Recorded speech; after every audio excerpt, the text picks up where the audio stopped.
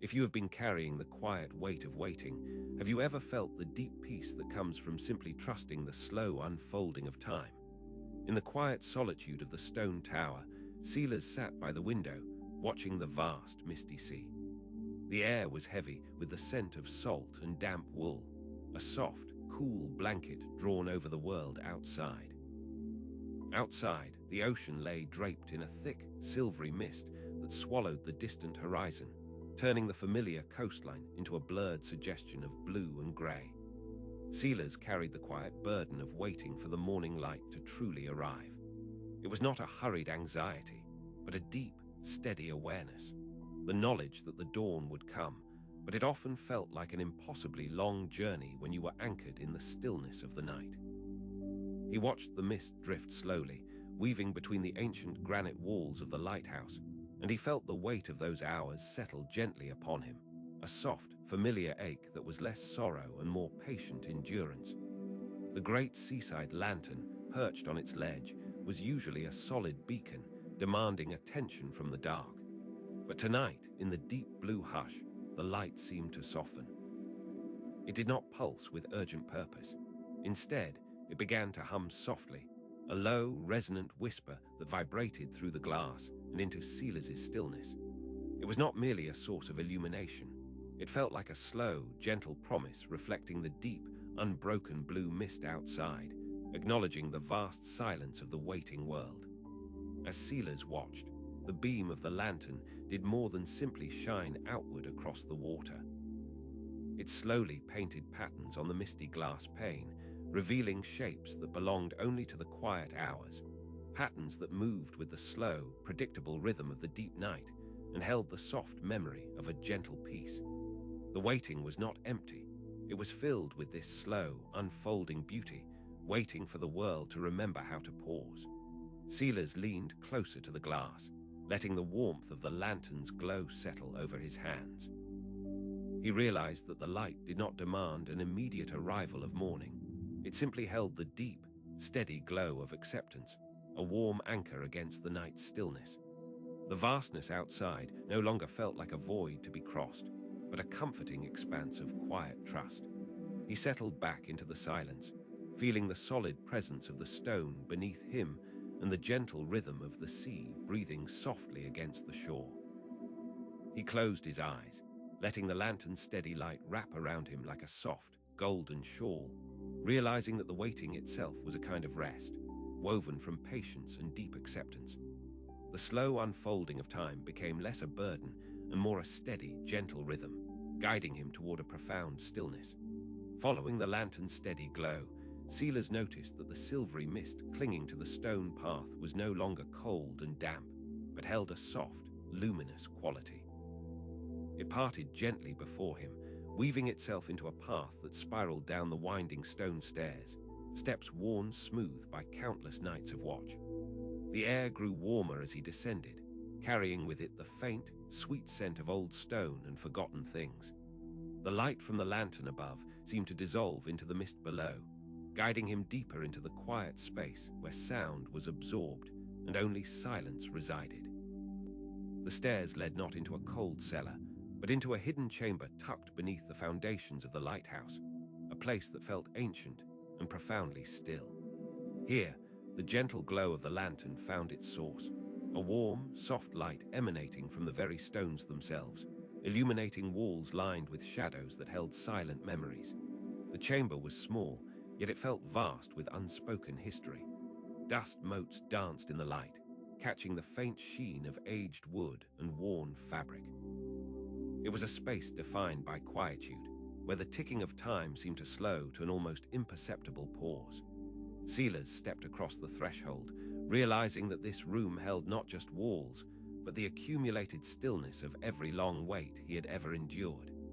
In the center of the chamber rested an object woven from forgotten moments, a piece of smooth, bleached driftwood, cool and comforting in his hand. It was a memory of a time when waiting did not feel like a heavy burden pressing against the chest, but rather a gentle pause, a moment where the sea itself whispered patience and offered quiet strength. The silence in the chamber was not empty. It was full of soft echoes of distant tides and slow, steady breaths. Silas looked around, recognizing that these were not just objects, but reflections of deep acceptance. The light of the lantern here did not demand action or urgency.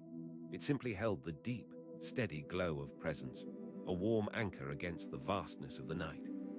As he stood there, surrounded by these silent recollections, Silas understood that the waiting was not about rushing toward an inevitable destination, but about trusting the gentle, slow rhythm of his own heart and accepting the predictable, profound beauty of the deep night.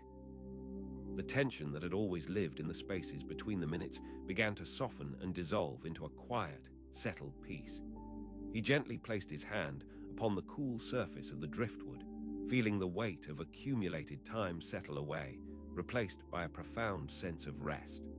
The warmth of the chamber enveloped him, wrapping him in a stillness so deep it felt like coming home. He closed his eyes, breathing in the soft, salty air, allowing the lantern's gentle light to wrap around him like a warm, protective shawl, drifting into a deep and restorative sleep. Silas watched the great seaside lantern. It was no longer a demanding beacon that insisted on chasing the dawn, but a soft presence in the deep blue mist. The light did not command, it simply held. It became an anchor against the profound stillness of the night, radiating a deep, steady glow that settled over the stone tower like warm honey. This steady light offered acceptance, a quiet permission for the waiting to exist exactly as it was, without the sharp edges of expectation. The mist outside had changed its texture. Where before it had been heavy and damp, it now seemed to bloom with a soft, silvery luminescence, blurring the edges of the world into a tranquil wash of blue and pearl. Silas felt the chill of the air soften against his skin, replaced by a deep, calming warmth that seemed to emanate from the very light itself. He moved slowly toward the narrow balcony overlooking the sleeping harbor, where the ancient stone met the vast expanse of the sea.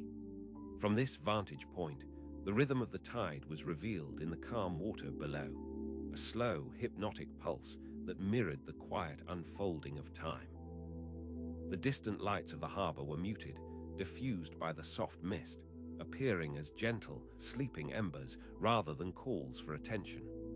Silas realized that the waiting had not been a period of emptiness, but a deep, steady observation of this predictable beauty. He had simply been holding his breath, waiting for a feeling that was already present in the slow, unfolding beauty of the night.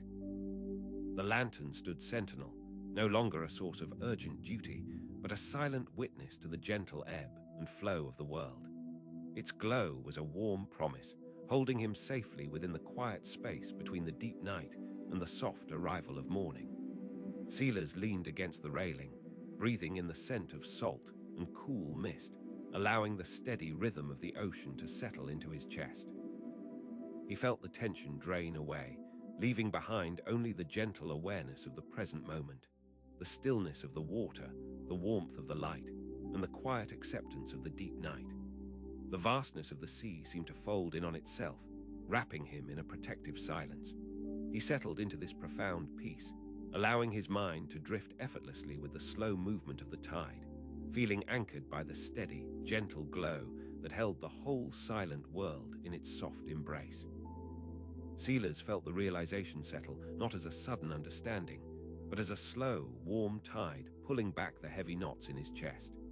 He looked at the great lantern, no longer seeing it as a demanding sentinel waiting for dawn, but as a steady heart glowing against the velvet dark. The light did not need to hurry.